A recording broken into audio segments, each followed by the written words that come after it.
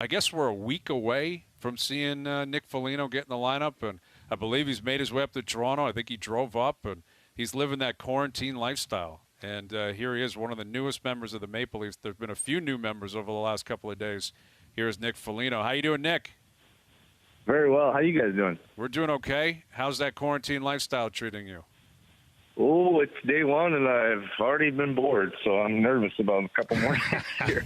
But I can't complain. It's all good. It's all for the right reasons. Yeah. Is it an opportunity for Sheldon Keefe to, bury you with game tape and pick your brain on what you see and what you want to do? I mean, what kind of instructions have the Leafs given you for the upcoming 6 days? Yeah, I think they were getting through the back-to-back, and then he said he was going to get a hold of me with some game tape and some film of things. So I'm sure I'll be buried in it. And but I've been watching the past few games, and I'm getting excited. Obviously, I'm missing hockey right now. I feel like I'm out of a routine. So I'll be probably happy for the first time in my life to watch game tape. So it'll be fun. So, Nick, you're obviously an Ontario guy at heart, spending your off seasons in Sudbury. But what's gone through your mind as you've kind of gotten acquainted with Toronto? It's not the same Toronto right now, obviously, from a hotel room. But as you're sort of sitting here in Toronto where your dad played, and I know you talked in your first media availability about your memories of your dad playing as a Leaf in that magical 1993 run. What goes through your mind? I didn't realize my own reaction and how excited I would be. I think just, obviously my dad played and I was young, but I think just knowing the passion of the fans and remembering that run that they went on and kind of envisioning if we can get something like that rolling, how amazing that would be. My dad still talks about it. So obviously it resonated with him and how incredible and electrifying the city was. So to be able to kind of have a chance to be a part of that and join this team who, has just done such a great job, obviously, this season, I'm just thrilled for the opportunity. I really am. I'm excited to come in and help where I can, and already an impressive team and learn from these guys. I was saying, like, everyone's talking about, me coming in and leadership aspect, but there's a lot of leaders in that room, and I always love learning from other guys and how they go about it. And so I'm just as excited about, offering up some stuff, but also learning and sitting back and admiring some of the guys in that room that have done it for a lot longer. And it's only going to make me a better player in person. We're chatting with Nick Foligno. In terms of what you will bring to the table, I think a lot of Leaf fans are very familiar with your game and have seen you play many times, including last year in the bubble, obviously, when Columbus took on the Leafs in that 5-game series. But what do you picture as an ideal role for you that would offer up the most production and the most help for the team? Why do you think, Dubas would reach out and say, I got to have Nick Foligno, and here's why, because this is what he's going to bring? Well, I think they want me in Matthew's spot, first off. That could help. Could help the power play right now. You never know. No, I think, I think it's going to be just wherever's needed. I don't really think we've had a real conversation about how it's going to fit, because one thing I've learned in this league is nothing ever goes according to plan. and you can plan it out in a million different ways in your head, but until a guy gets in there, until a guy really finds his role and whatever role that may be, obviously I'm confident about my abilities and what I can bring, but whatever the team needs, that's always been my motto wherever I play. I played for Torts and I've moved up and down and played every position but goalie, it felt like. But that's, I like that. I like that challenge. So that to me is what I hope to bring is wherever, coach needs me or the team needs me, then I'm going to provide that. And I feel confident in that, but also I'm not going to go in there thinking I got to be this or that. I'm just going to go in there and do what I do. And hopefully, it clicks with the team, which I think it will, because it's already a great team over there. And they seem like unbelievable guys, especially the ones I know. And I'm really looking forward to being a part of that locker room. Hey, Nick, you talked about how, your dad had the trademark jump when he scored goals for the Maple Leafs and the other teams he played for. And you did that on your first goal. Your brother did that on his first NHL goal. But you said you draw the line at bringing back the trademark salad bowl helmet that your dad made famous. Did you ever wear that old Northland bucket? Oh, yeah. Yeah, I've put it on a few times. And I got to admit, it is the most comfortable helmet I've ever worn. but it is the most hideous helmet I've ever seen. So I don't know how my dad pulled it off. No wonder he had to fight so much, I think, in his career. But yeah, it's we still use it to strain the pasta, I was saying, in the sink at the house. So that's great. It's definitely it's up in his office, I think, the last I saw it.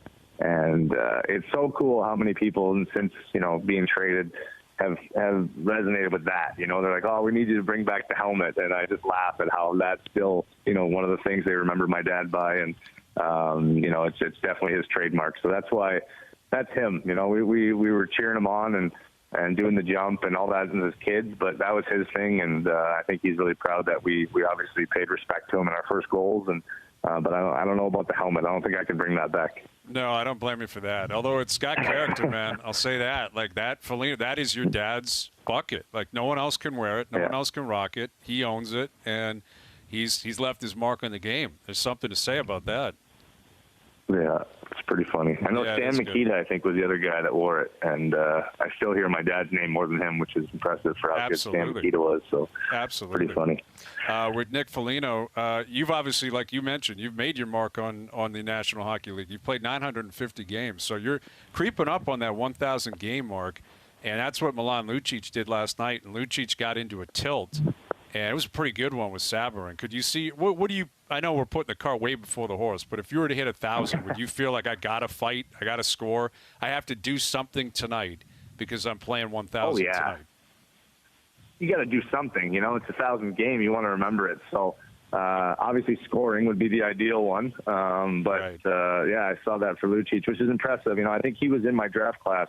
So starting to see those guys hitting that number, it just makes you realize how far you've come, and it's an amazing honor. I remember my dad doing it and just being so impressed with that and how big a deal it really is. And to be close to it, it's obviously it'd be a great thing to put into my feather in the cap, so to speak. And but I haven't thought about it too much. I got some time before then, and I said I'd like to have about 1,000 playoff games. That would be a way better testament. But it'll be pretty special, and neat to see some guys, like I said, from my draft class starting to hit that number. And it's been an amazing ride.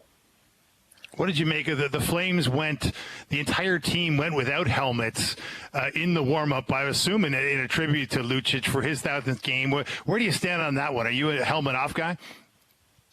I was until I started losing all my hair, and then so I'm glad I got it out of my system when I was young. Now I shaved my head since, so I could probably bring it back. It wouldn't look too silly.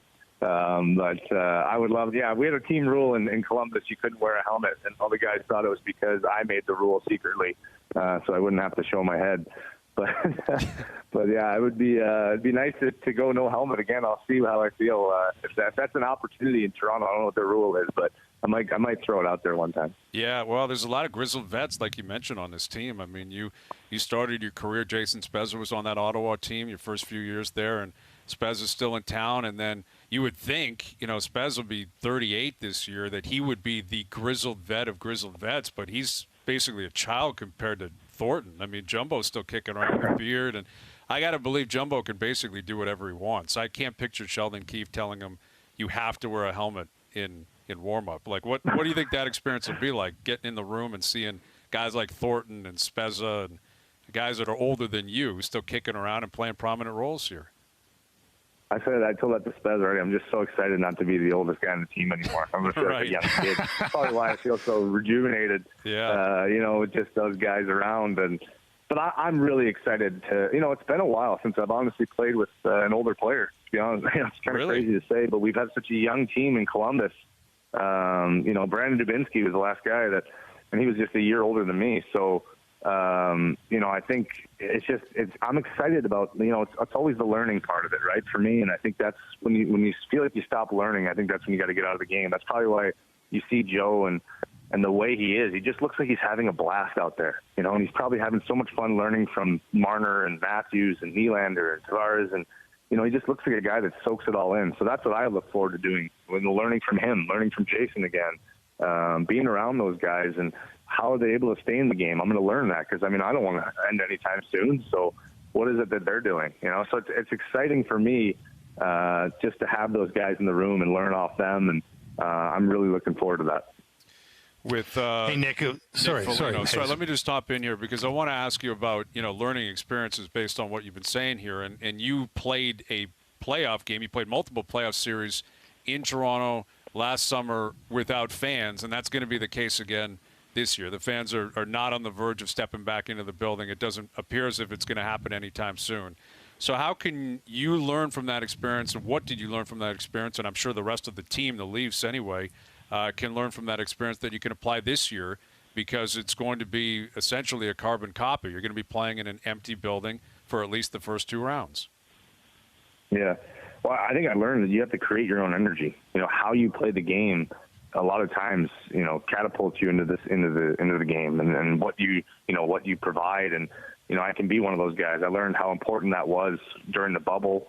Even early on this year, we had such a young team that didn't quite understand that in Columbus. And when we had no fans, it really affected us. And, it's amazing the teams that can figure out how to play the right way and give yourself energy and allow your game to get going. A lot of times you're the one that has success because of just, your bench comes to life. And your bench is so important for everyone to feel like they're part of the game and, the energy that you get off of that. So that's something that I noticed, and I'll make sure, I'm kind of going backwards in a weird way.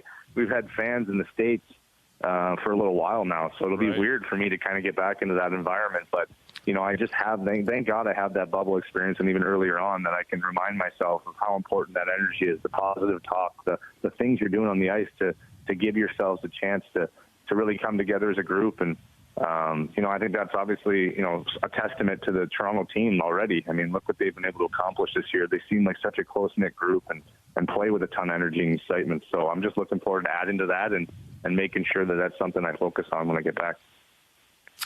Hey, Nick, I know you talked about how, it meant so much for you to watch your dad play in the NHL in Toronto. You tweeted out as you were leaving Columbus, a nice picture of your 3 kids. You called them your greatest cheerleaders.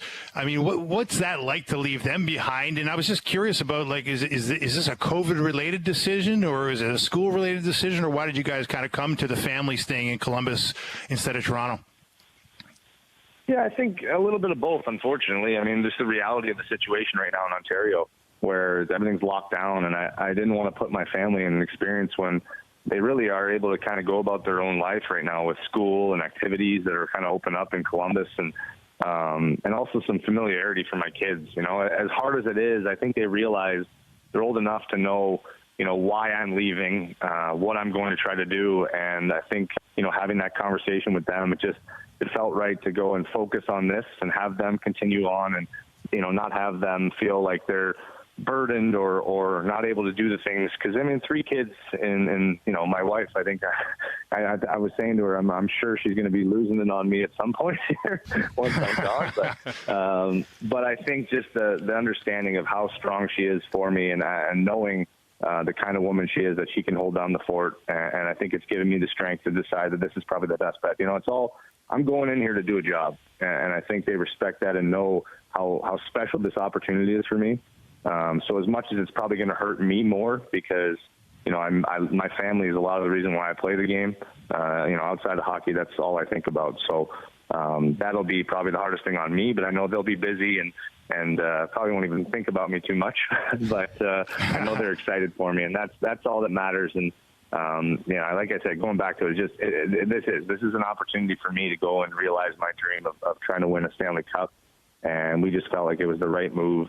And I was saying before, this talk about sacrifice you have to make, and as hard as it is to leave your family, I think putting into perspective of what's really going on in the world and all the sacrifices that people are making that are really making a difference in the world, our doctors, our frontline workers, this isn't sacrifice. This is, I'm going to play a game. I'm going to, realize my dream, and these people are fighting life or death every day. So when you put that into perspective, I think it makes an easier decision, and I'll have my kids cheering me on from afar. Yeah, that's a great point. Well put with Nick Foligno. We'll get you out of here on one more question about your kids, because you got 3 of them. You play in the NHL. Your brother plays in the NHL. Your dad played in the NHL. So how does the fandom work out with the kids? Because I got to think you're pushing for one team. Your dad's probably been pushing for a team, if not multiple teams. Marcus, the same thing. Does everyone just follow you in the house? Or are they a fan of their uncle, their grandpa's teams? How does that work out? My uncle, we call him Uncle Moose. Marcus is Moose. He's got a nickname. I named him that because when he was a kid, he was very uncoordinated. He looked like a baby moose. So it stuck with him ever since. So the kids call him Uncle Moose, and he pulled a fast one on us this year, and he actually sent my kids a bunch of Minnesota Wild hockey gear. My son was playing hockey for the first time this year. He's 5 years old. And so he got his name on his gloves with the Minnesota Wild colors, and so he one-upped me pretty good. And I'd say they're probably more Uncle Moose fans than Dad fans, just because he got him some awesome gear. So I'll have to get him back one day on that. But I think they just love the fact that their uncle and dad play in the league. Their Nono is his name. Grandpa is Nono in Italian, and he played. And I love that we just get to teach the kids the passion of the game. And I think that's been so fun. It was taught by my dad to Marcus and I, and to be able to pass it on to our kids now is just so neat. So I think they're just hockey fans in general. And now I'm trying to teach them about Austin Matthews and Mitch Marner. And so they're getting a pretty good schooling right now in the hockey world. And I think they're loving every minute of it.